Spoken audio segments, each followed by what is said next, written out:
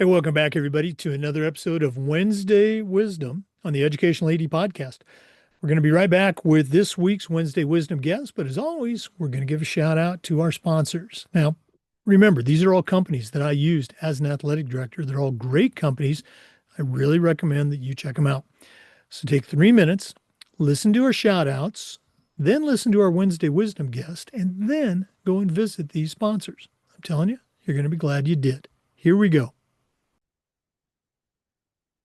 We want to say thanks to our good friends at Sideline Interactive, indoor score tables and video boards. Go to sidelineinteractive.com and you can schedule a live web demo to see their products in action. Probably one of the best purchases I ever made. That's sidelineinteractive.com. We also want to say thank you to Huddle. As a football coach, I used Huddle for years, but when I became an AD, I made sure our school was a Huddle school. Our coaches, student athletes, even our parents just love the platform. Go to huddle.com, join the 8 million users. Turn your school into a Huddle school. That's huddle.com. We also want to thank Vital Signs Wall of Fame.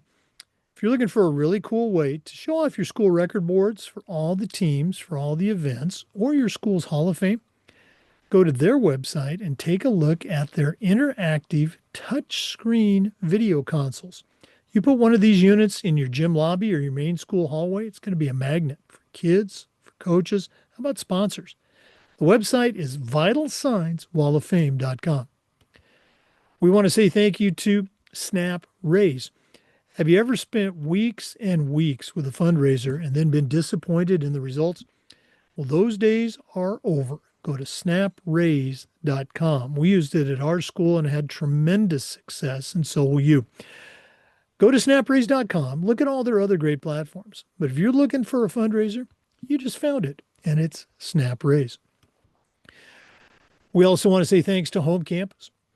Home Campus is a platform you're going to use every single day, whether it's scheduling, rosters, or results. Their athletic eligibility and clearance platform alone is a game changer. Go to homecampus.com to get started. And as always, don't forget to mention the podcast. We want to say thank you to our friends at Gipper. Go to Gipper.com and let their team turn you into a social media marketing guru. Whether you're promoting a team, an athlete, your coaches, the team at Gipper is going to have you up and running in no time with branded content, colors, logos, mascots, you name it. And their templates are so easy to use, even I can do it. Go to Gipper.com for more information. We want to thank Ohio University and their online masters in athletic administration. If you're looking for somebody who's trying to get their master's degree and also wants to have 11 NIAAA leadership training courses at no extra charge, look no more.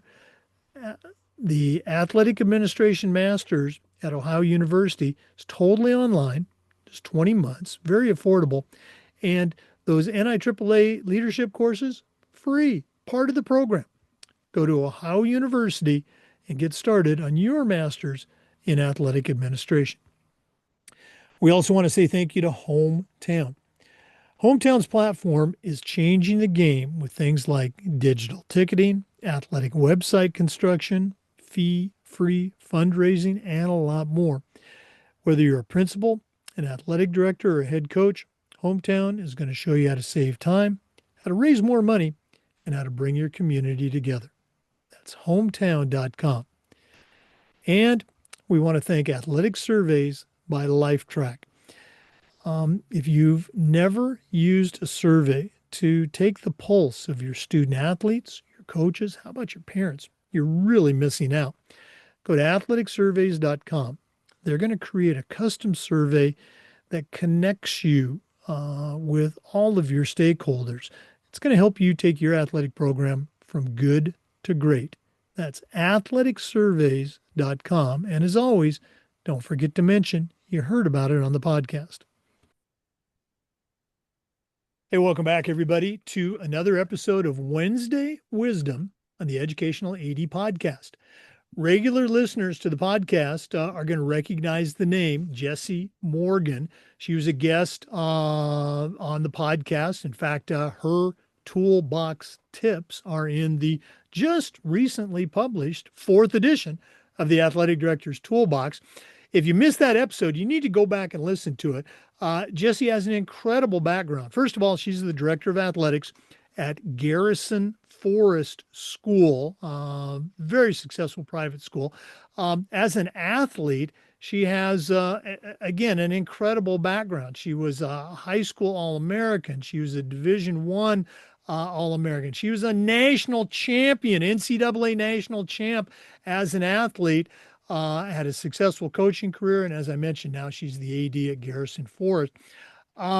Jessy, let's get this out of the way. Welcome back to the Educational AD Podcast. It's great to be here. I love it here. Thank you. Okay, well, it's been too long in the coming, so shame on me, but we're glad we've got you back for another segment here. We're going to do this on a regular basis. You and I were talking before, and this is a challenge I think a lot of athletic directors have, but a lot of them, myself included, we weren't All-Americans. We weren't NCAA champions, and so our street cred might not be as high as yours. Parents, we love them. But a lot of times they don't understand, let's say, the nuances of being a parent of an eighth grader, of a ninth grader, maybe someone that has some college aspirations. As somebody who, lived it as a student athlete in high school, lived it even more so as a collegiate athlete at the highest possible level, what are some things that you try to do to help your parents, step away from the ledge and maintain some sanity with their kids? Because again, parents love their kids. They're doing these things out of love and support. They're not trying to be crazy. But what are some things that you do at Garrison Forest to help educate your parents and maybe even your coaches about the process of high school athletics? Okay. I love that question. Thank you. I think I'd start by just commenting on how unique my experience has been and what type of athlete I am, and which gives me like this amazing perspective on things. I was never the fastest, tallest, strongest athlete. I 100% might have been the most competitive on the field, so or court or anything. So I'm a highly competitive person. So I'm able to speak to athletes that come from different backgrounds and maybe, aren't showing a lot of success now, but I can see in them that they are highly competitive and I can tell their parents, hey, okay, all we got to do is invest a little time and energy into your kid and they'll develop to where you want them to be. But not everybody's the superstar, like especially in high school. I would say I ended up having a career in lacrosse, but lacrosse was not my major sport at all. It was just something I did for fun. But look, I created an entire career out of it. And so, just in terms of development, giving yourself and students grace in terms of how you're allowing them to develop, giving them space to try new things and fail. Like, I can't express how important that is. And I also can't you shouldn't assume that just because somebody's a great player, a great athlete, that they're going to be a great coach or a great AD, to be quite honest, because the things that I feel like I learned from being a successful athlete is like I know the DNA of what is successful. And most people don't, is what I'm learning. Most people assume they know. You don't, unless you've been on a team that's been unsuccessful and had talented players and not like achieved what they wanted to achieve. I've been there. I've done that. I've done that at least 5 times. I've been on a team that was underpowered talent wise, but highly successful because we had different components in coaching that allowed us to really flourish and thrive. So, I have been a part of so many different teams, so many different sports that has given me the perspective to know, like, I know what makes a good athlete. I know what makes a good team. And I can't say that everybody has had that experience, especially when you are a successful athlete, because sometimes things come easy to you, right? Like you're fast, you're 6'8", you're big. You can't explain to somebody who's 5'2" how to get to the basket. Like, or it's challenging for you. But I've been 5'2". I'm not 5'2", but I am that kid that had to figure it out. And I was blessed with being an only child and having like all male cousins. And that that is really the key to my athleticism because I was fighting for every inch of everything that I got. But in terms of being an AD and channeling that experience into how you treat your coaches and how you treat your parents, I don't think it's always the obvious of what parents think, like overtraining kids, giving them private lessons. I tell parents this all the time. They think the key is, private lessons this or trainer here. This is my new theory that I'd love to unfold here. I want to just get kids together from different backgrounds, boys, girls, and just throw out a whole bunch of balls, soccer ball, basketball, football, and just let them play. And that's really how you build athleticism.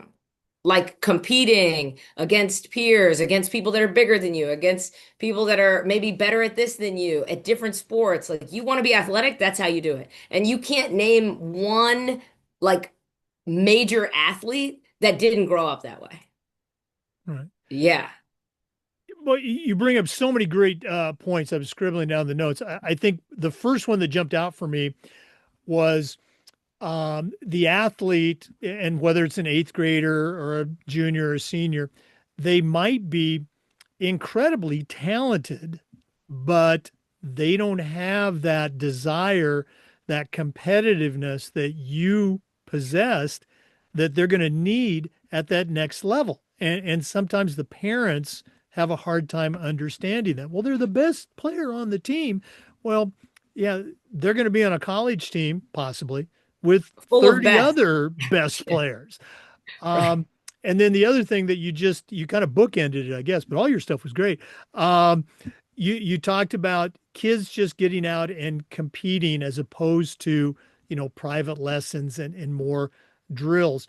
That I think is one of the foundational practices or best practices of being a multi-sport kid in junior high and high school, because you're at practice, you are learning skills, but you're also every day in practice or in those games, you're competing against other kids. You're being coached by a coach.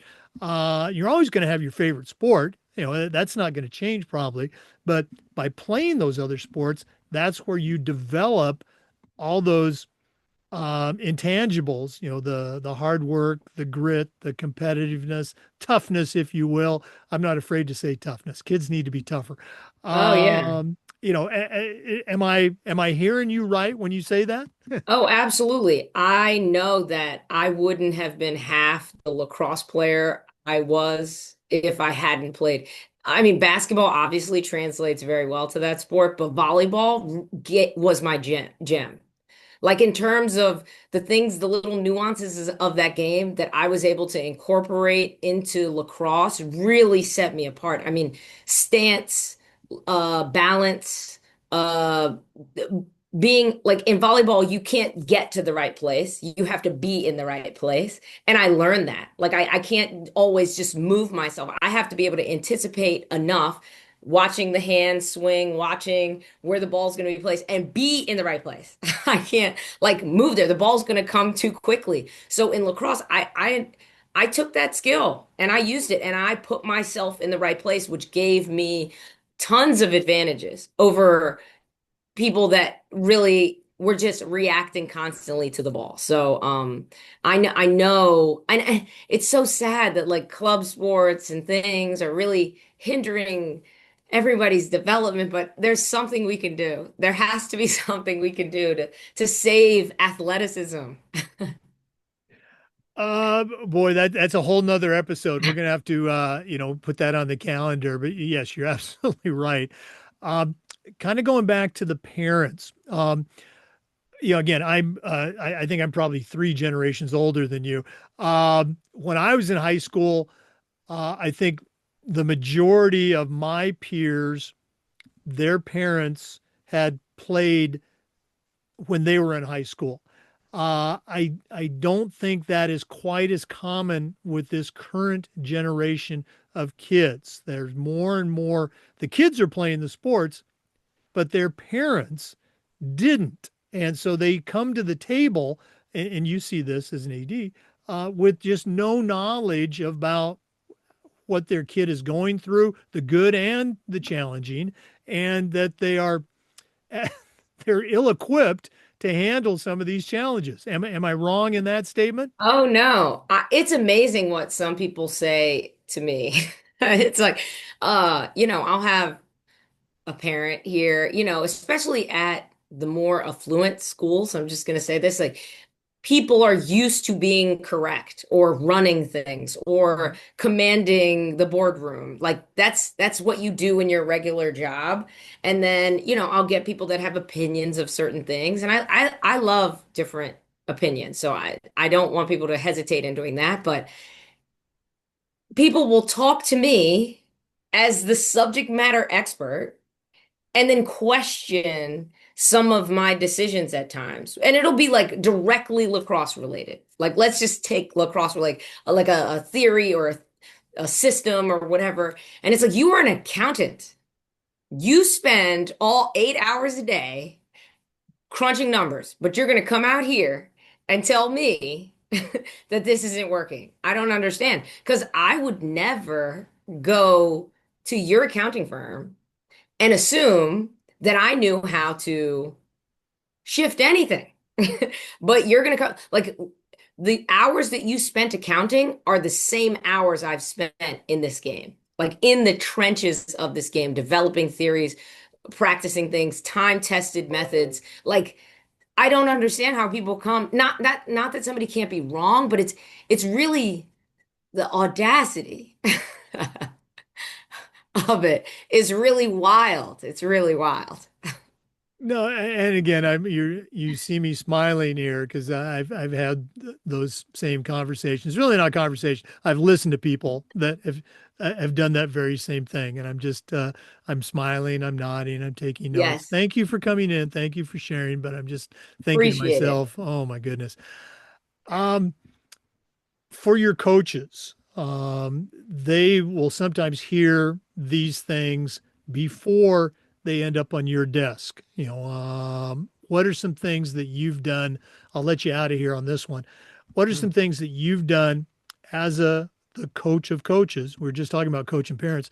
What are some things that you've done to kind of help your coaches manage these challenges when parents go, "Hey, coach, you got a minute?" I try to set different parameters. Obviously, typical things are parents can't really engage with coaches directly after games. There's a grace period there. I try to encourage communication with the student athlete. I think a lot of times parents, this is where I know it's going to go bad. When parents come into my office and they'll say, my kid has no idea I'm here.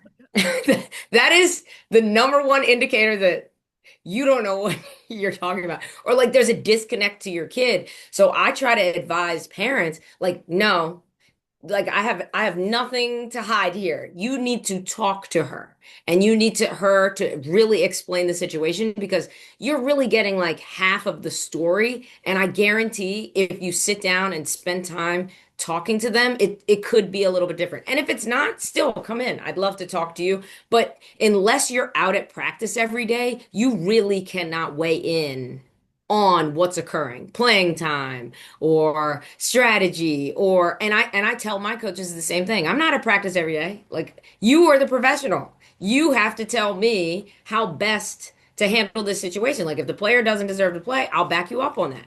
But I do not consider myself a subject matter expert of a sport that I don't go to practice every day. That's wild. Yeah, we would we would let our parents know. We'd let the kids know too. That don't ask the coach about playing time. Ask your kid because the kid knows. And conversely, we would tell our coaches, make sure you're telling kids, particularly at the middle school level, exactly what they need to do to get more playing time.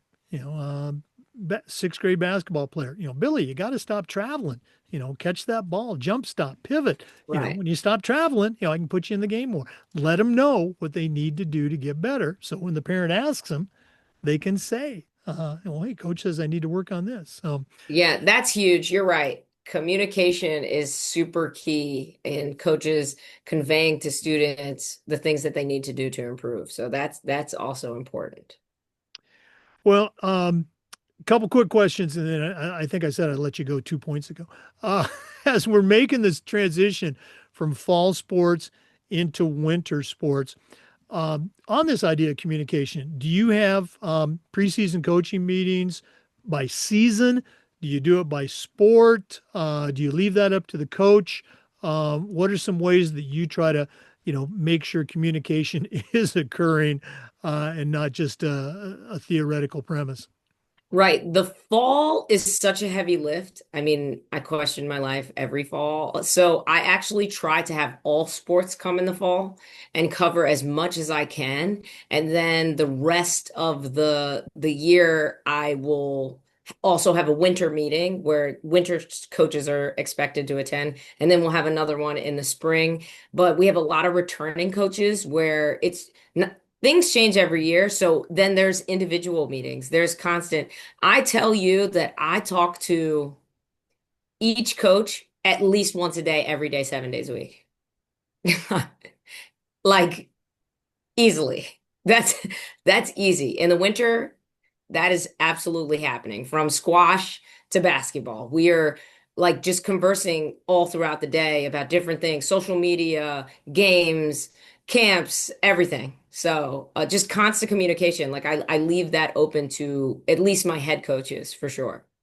Okay. I can honestly say in 41 years as a teacher, a coach, as an AD, I never once had a conversation about squash. Okay. But It's a great sport. It's I'm awesome. sure it's a lovely sport, but We have uh, 20 girls on the team this year, so I did have, I was at a school, we had badminton though. So, we have that too. same family, I Come to think. Garrison. Okay. Well, Jesse, thanks for taking time out of your busy schedule here in the middle of winter to share with our listeners. If one of our listeners wanted to reach out and pick your brain a little bit more, and listeners, you got a great resource here. What's the best way that they can connect with Jessy Morgan?